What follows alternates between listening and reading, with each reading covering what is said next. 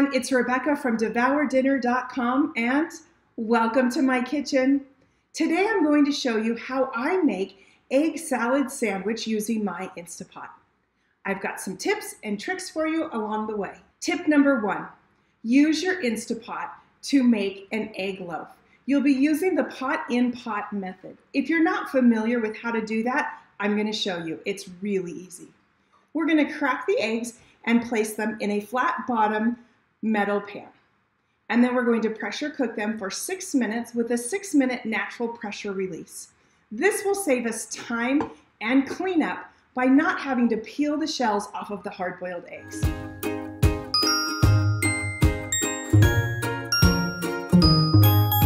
You'll want to add 1 cup of water to a 6-quart Instapot or 1.5 cups to an 8-quart Instapot.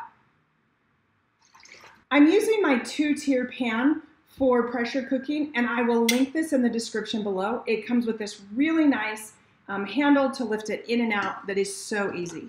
We'll add our lid to the pressure cooker, closing it securely, and make sure to close the pressure valve in back so it can pressure up.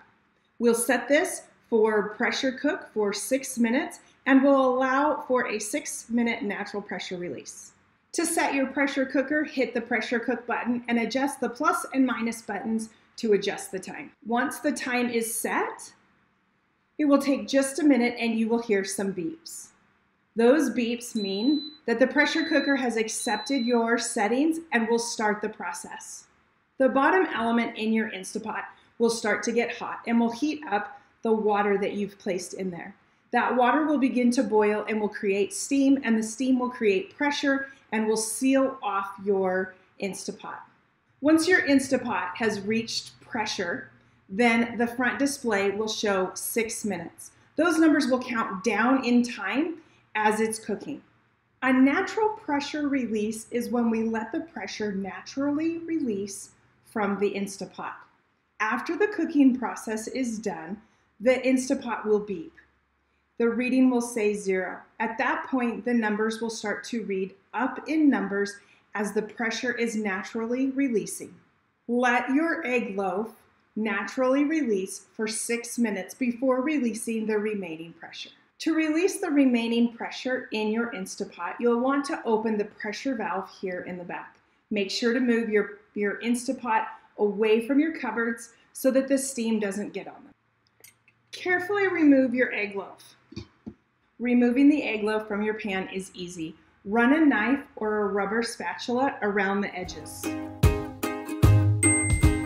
Then take a plate, put on top, and you're going to flip it out onto a plate. Your egg loaf might have a little bit of juices of the separation of the eggs, and that's okay. You can easily drain that off or blot it off with a paper towel. Allow your egg loaf to cool completely by placing it in the refrigerator. Tip number 2, cutting your egg loaf. There are many ways you can cut your egg loaf. Some prefer to use a pastry cutter to get small pieces of egg. Others like to use a pizza cutter. You can of course always use a knife to slice it up into cubes, into bite-sized pieces, or however you prefer. A fun way I like to use is by using a cooling rack. Take your cooling rack and place it over a large bowl and place your egg loaf right on top. Then, using a spatula or even your hands, push it through the cooling rack. You will get nice bite-sized pieces, and it's easy to do.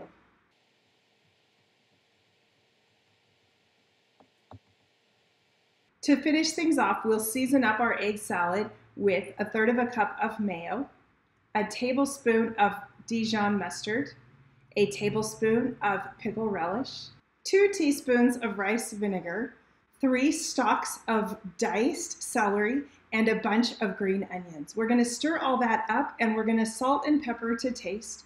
We'll add that into our cubed egg loaf, and we'll be ready to serve it on croissants.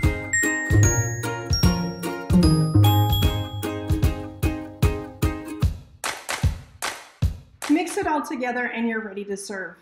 Serve on bread, flaky croissants, or even crackers. It's delicious. This recipe will make 4 good-sized sandwiches for you to enjoy. Bon appetit.